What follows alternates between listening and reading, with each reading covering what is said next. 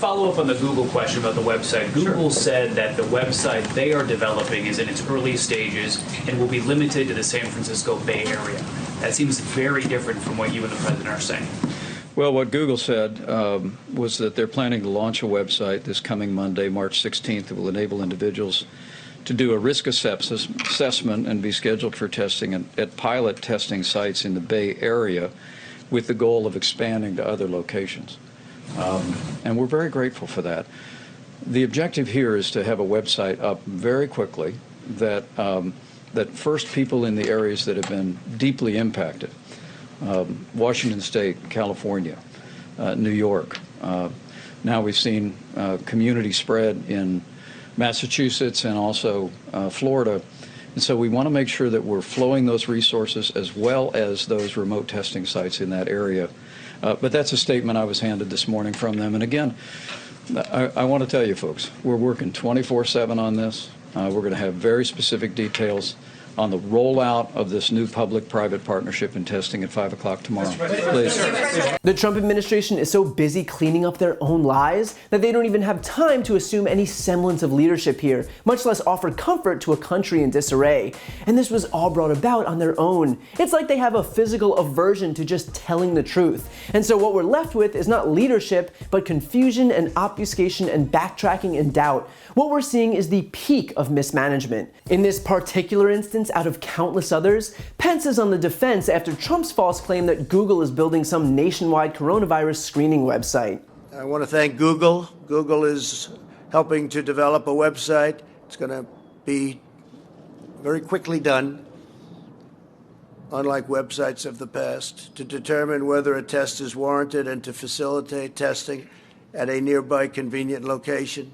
Only they're not. First of all, it's not Google, it's a company called Verily, which falls under the umbrella of Alphabet, which owns Google. Second, it's not nationwide, but rather will initially only be available in the Bay Area. And third, it's not going to be, quote, very quickly done, unlike websites of the past, in that the company has said only that they hope to expand it beyond California, quote, over time. And by the way, that's not a knock on Verily. For any private sector company to have to come in and clean up the mess left by an inept federal government is commendable. But if we had an administration that had any sense of foresight beyond where the next campaign rally for the president was going to be held, these desperate measures wouldn't even be necessary. Also, if you're wondering why Trump was so intent on promoting this false promise of a website, it's because it afforded him the opportunity to take a jab at Obama. He literally said this about his non-existent nationwide screening website. It's going to be very quickly done, unlike websites of the past. And if you're wondering whether Trump has a long-held hatred for a certain website tied to Barack Obama,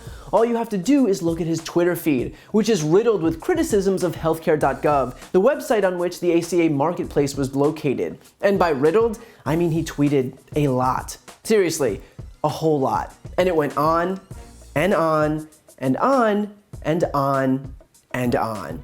And this wasn't even the first time in the last week that Trump used his bungled response to the pandemic to attack his predecessor. He tried to divert attention to Obama's response to H1N1 back in 2009. If you go back to the swine flu, it was nothing like this. They didn't do testing like this, and actually they lost approximately 14,000 people, and they didn't do the testing. They started thinking about testing when it was far too late.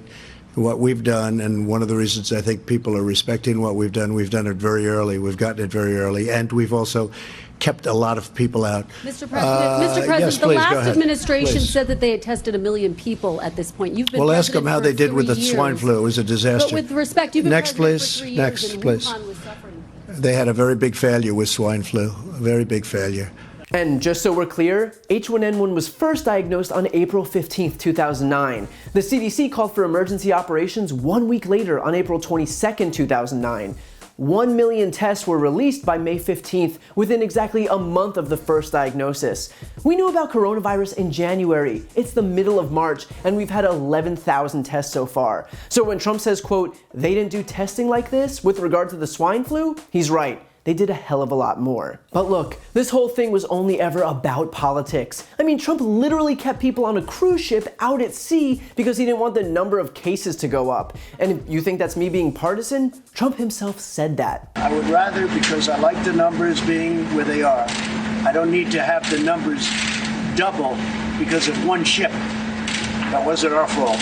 So there should be zero doubt that the administration will continue to lie at every turn because this is only about politics for them. And because they're incapable of figuring out that actual lives depend on clear messaging, factual information, and trust in government, it's only going to get worse. And time will only be wasted as they squander precious hours and days doing damage control for their own unforced errors instead of actually protecting the American people.